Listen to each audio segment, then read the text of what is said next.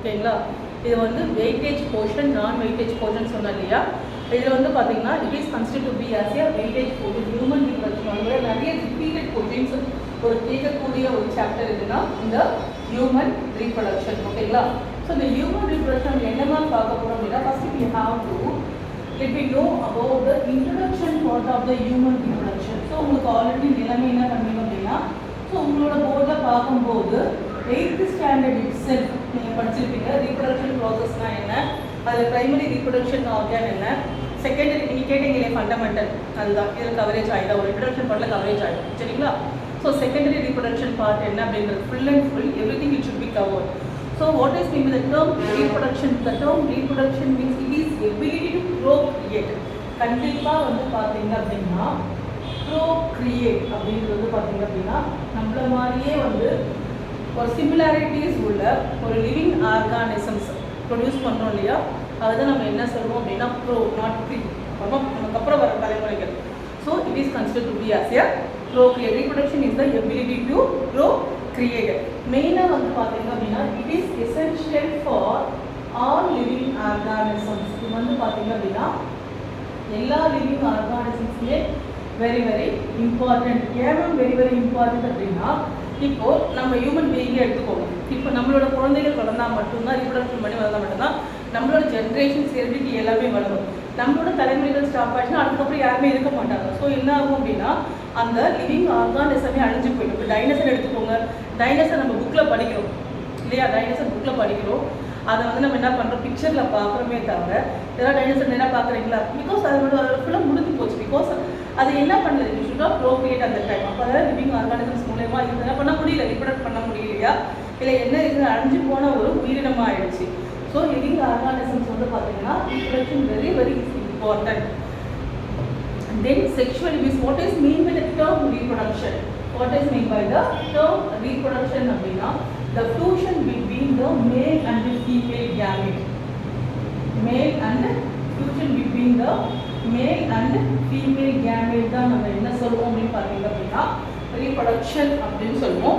Particularly வந்து பார்த்தீங்கன்னா it should be as brought together by the sexual act.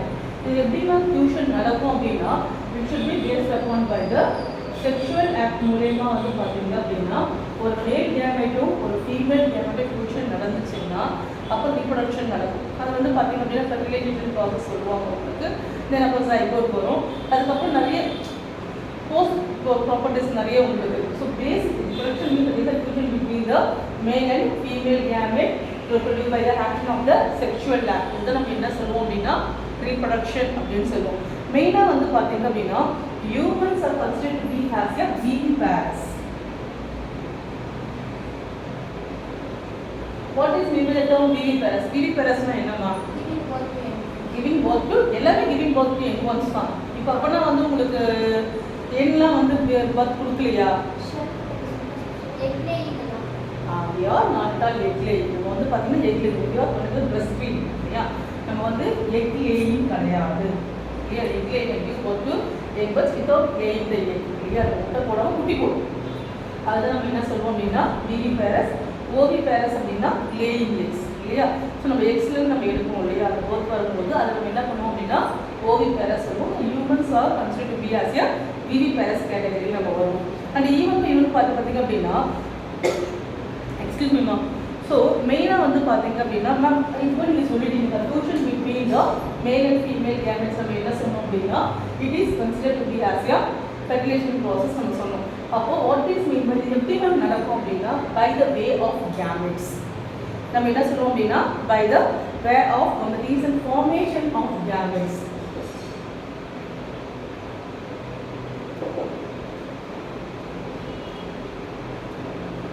formation of gametes நம்ம என்ன சொல்றோம் அப்படின்னா gametogenesis அப்படின்னு சொல்றோம். gameto அதுக்கு நம்ம என்ன சொல்றோம் அப்படின்னா gametogenesis அப்படின்னு சொல்றோம். what is mean by the term gametogenesis அப்படின்னா ஒரு ரீப்ரொடக்ஷன் நடக்கணும் அப்படின்னா கம்பல்சரி நமக்கு என்ன தேவை அப்படின்னா கண்டிப்பா ஒரு ஃபியூஷன் நடக்கணும். மேல் அண்ட் ஃபீமேல் வந்து பார்த்தீங்கன்னா கன்ஜெக்டிவ்லி ஆஸ் ஏ ஃபியூஷன் நடக்கணும். அந்த ஃபியூஷன் வந்து பார்த்தீங்க அப்படின்னா சும்மா டைரக்டாக ஃபியூஷன் நடக்காது. கண்டிப்பாக கேமெட்ஸில் தான் ஃபியூஷன் நடக்குது. That is the formation of gametes. First process நம்ம என்ன சொல்லுவோம் அப்படின்னா it is considered to be as a gametogenesis அப்படின்னு சொல்லுவோம். அந்த கெமட்டோஜெனிசிஸ் வந்து பார்த்தீங்க அப்படின்னா என்னெல்லாம் ப்ரொடியூஸ் ஆகும் அப்படின்னா மேல் வந்து ஸ்போம் ப்ரொடியூஸ் பண்ணும். மேல் வந்து என்ன ப்ரொடியூஸ் பண்ணோம்? ஸ்போம் ப்ரொடியூஸ் பண்ணோம். ஃபீமேல் வந்து பார்த்தீங்க அப்படின்னா ஓவம் ஆர் எக் ப்ரொடியூஸ் பண்ணும். ஓவம் ஆர் எக் வந்து உங்களுக்கு ப்ரொடியூஸ் ஆகும். ஸோ இப்போ வந்து பார்த்தீங்கன்னா ஃபியூஷன் நடக்குதுன்னா இந்த ஸ்போமுக்கும் இந்த எக்குக்கு தான் உங்களுக்கு என்ன நடக்கும்? ஃபியூஷன் நடக்கும். அந்த ப்ராசஸ் தான் நம்ம என்ன சொல்லுவோம் அப்படின்னா that is an fertilization process சொல்லுவோம் இல்லையா? மெயினாக வந்து செகண்ட் ஸ்டெப் வந்து பார்த்தீங்கன்னா இப்போ நம்ம கெமட்டோஜெனிசிஸ் ஃபார்ம் ஆயிடுச்சு, ஃபியூஷன் நடந்துச்சு. What is mean by the term insemination அப்படின்னா என்ன? What is mean by the term insemination? இது ஒரு வாட்டி 2016 கேட்ட கொஷின். 2016 இந்த கேட்ட question what is mean by the term insemination. அது வந்து அசிஸ்டன்ட் ரிசர்ச்சில் கன்ஃபியூஸ் பண்ணி கேட்ட கொஷின். 2016 அந்த கொஷின் இது. What is mean by the term insemination? Insemination அப்படின்னா என்னன்னா that is the transfer of sperm into the female genital tract. அந்த part தான் நம்ம என்ன சொல்லுவோம் அப்படின்னா இன்சிமினேஷன்.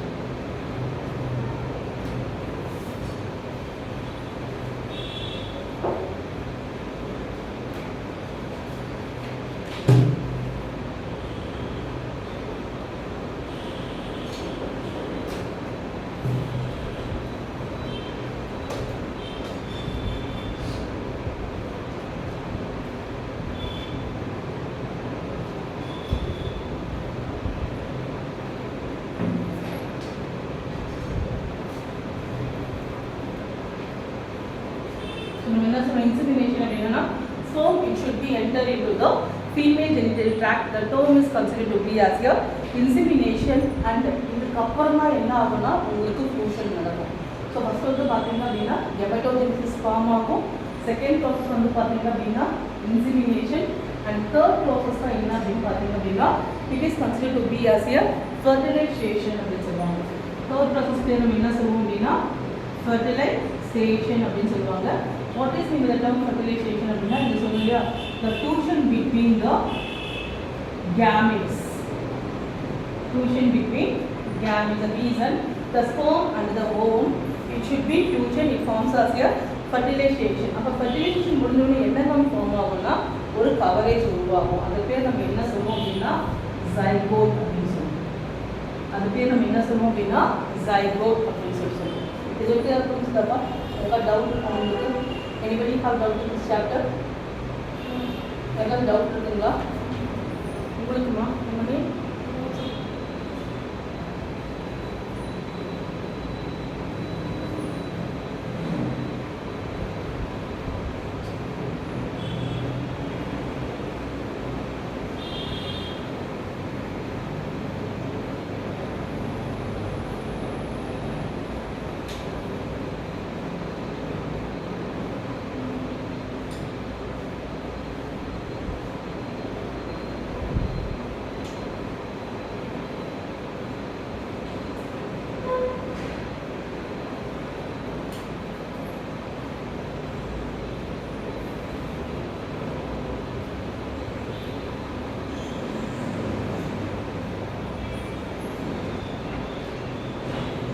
So okay, the fertilization முடிஞ்சிச்சு, the fusion it will be completed.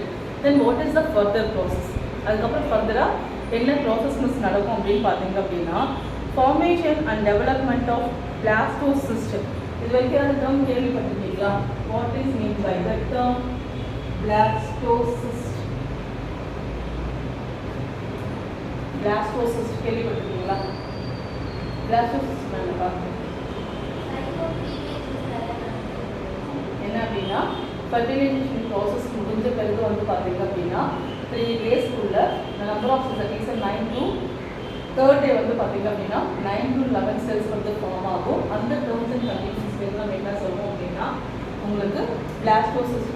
After completing the process of fertilization, after completing the process of fertilization within 3 daysக்குள்ள நடக்கும். இது வந்து எப்போ நடக்கும் அப்படின்னா இந்த 3 daysக்குள்ள நடக்கும். இது பேர் தான் நம்ம என்ன சொல்லுவோம் அப்படின்னா பிளாஸ்டோசிஸ்ட் அப்படின்னு சொல்லுவோம். And it is attach to the uterine wall. இது எப்படி நம்ம அட்டாச் ஆகிருக்கும் பார்த்தீங்க அப்படின்னா யூட்ரைன் வாலோட அட்டாச் ஆகிருக்கும்.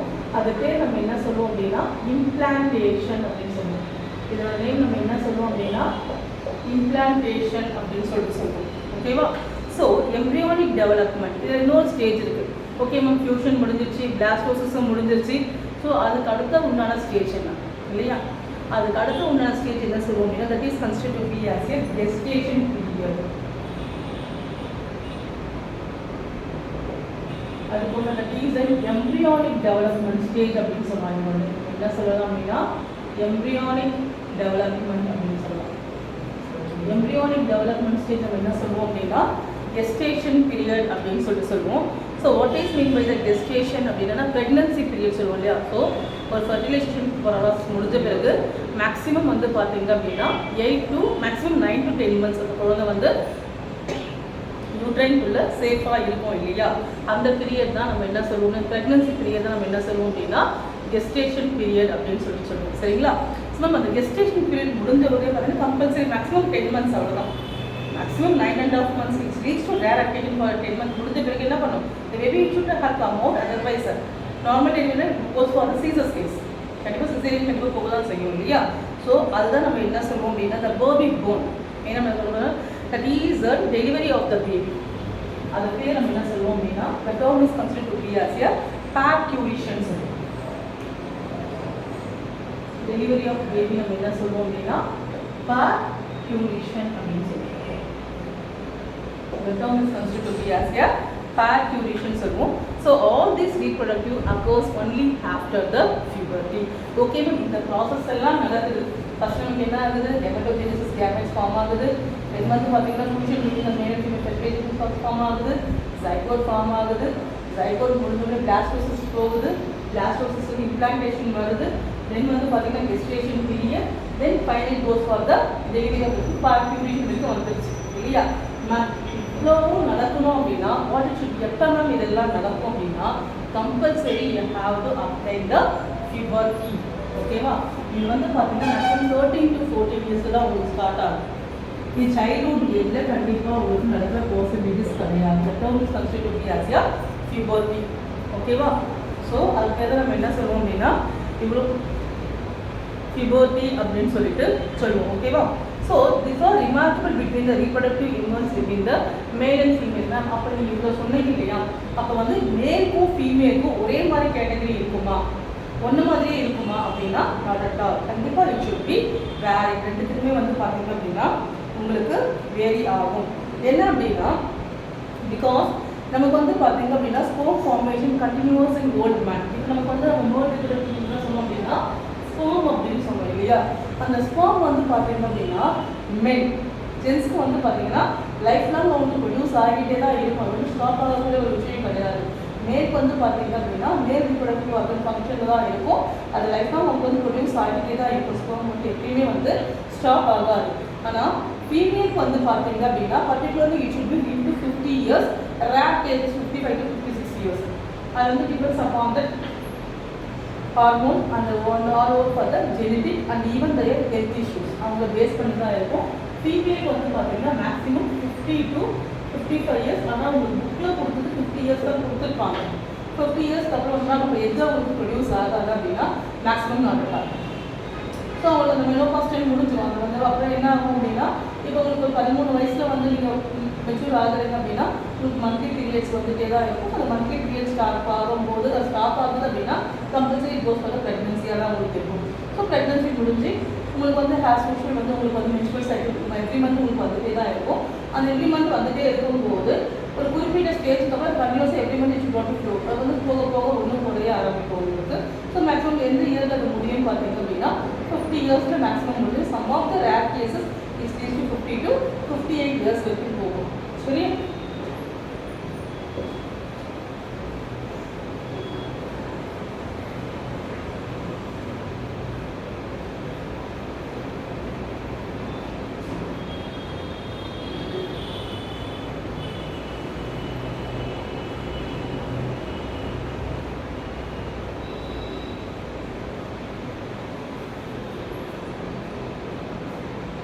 இது வரைக்கும் டவுட் இருக்காமா?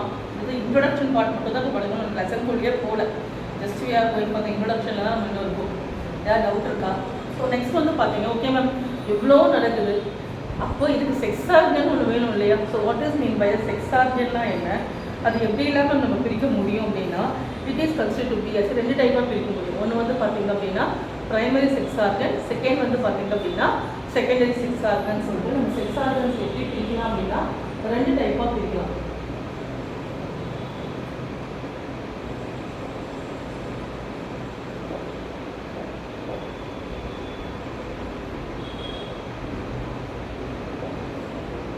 ஓகேவா? So primary sex organ and secondary sex organ சொல்லிட்டு என்ன பண்ண முடியும் அப்படின்னா 2 டைப்பாக நம்ம பிரிக்கலாம். So what is mean by the term primary sex organs அப்படின்னா என்னன்னா which is involved for both gamete formation. இது வந்து பார்த்தீங்க அப்படின்னா 2 பேருக்குமே மேலுக்கும் applicable and as well as இந்த ஃபீமேலுக்கும் applicable for the first of all it should be take up on for the hormonal secretion இருக்கும். பிரைமரியில் என்ன இருக்கும் அப்படின்னு பார்த்தீங்கன்னா உங்களுக்கு ஹார்மோனல் செக்ரீஷன் இருக்கும். சரியா? ஹார்மோனல் செக்ரீஷன் இருக்கும். அண்ட் ஒன் மோர் வந்து பார்த்தீங்க அப்படின்னா இதில் என்னென்ன ப்ரொடியூஸ் பண்ணணும்னா டெஸ்டிஸ் வந்து பார்த்தீங்க அப்படின்னா ஸ்பெர்ம் ப்ரொடியூஸ் பண்ணும். நெக்ஸ்ட் வந்து பார்த்தீங்க அப்படின்னா உங்களுக்கு வந்து பார்த்தீங்கன்னா ovary it produces the egg for female இல்லையா? அது ஆல்ரெடி அந்த ஸ்டார்டிங்லேயே பார்த்துருப்பீங்க. So primary sex involve also include சொல்லுவோம். பேர் நம்ம என்ன சொல்லுவோம், டோட்டலாக பேர் நம்ம என்ன சொல்லுவோம் அப்படின்னா கொனாட்ஸ் அப்படின்னு சொல்லுவோம். இது பேர் நம்ம என்ன சொல்லுவோம் அப்படின்னா கொனாட்ஸ் அப்படின்னு சொல்லுவோம். It is a mesodermal middle part வந்து ஸ்டார்ட் ஆகிறதுனால இதனோட ஆரிஜினல் பார்ட் என்னன்னு பார்த்தீங்க அப்படின்னா consist of the mesodermal in the origin part. ஓகேங்களா? ஸோ நெக்ஸ்ட் வந்து பார்த்தீங்கன்னா செகண்டரி ஆக்சசைஸ் செக்ஸ் ஆர்கன் அப்படின்னு சொல்லுவாங்க. ஏன்னா இதோட சப்போர்ட்டிவோட தான் இருக்கும். செகண்டரி எடுக்கும்போது வந்து பார்த்தீங்க அப்படின்னா மெயினாக வந்து பார்த்தீங்கன்னா செகண்டரி செக்ஸ் ஆர்கன் என்ன மேம் பண்ணோம் அப்படின்னா transportation, storage, maturation and fertilization of gametes. So first transportation. Gamete வந்து பார்த்தீங்கன்னா ஒரு இடத்துல இருந்து இன்னொரு இடத்துக்கு ட்ரான்ஸ்ஃபர் ஆகணும் இல்லையா? It is considered to be as a transportation. கண்டிப்பாக அந்த கேமெட்ஸ் வந்து மெச்சூர் ஆகும். இம்மெச்சூராக தான் என்ன ஆகாது, பேபி ஒழுங்காக ஃபார்ம் ஆகாது இல்லையா? So maturation. நெக்ஸ்ட் வந்து பார்த்தீங்க அப்படின்னா ஃபெர்டிலைசேஷன் ப்ராசஸ் நடக்கும் and they assist in the sexual reproduction. ஓகேவா?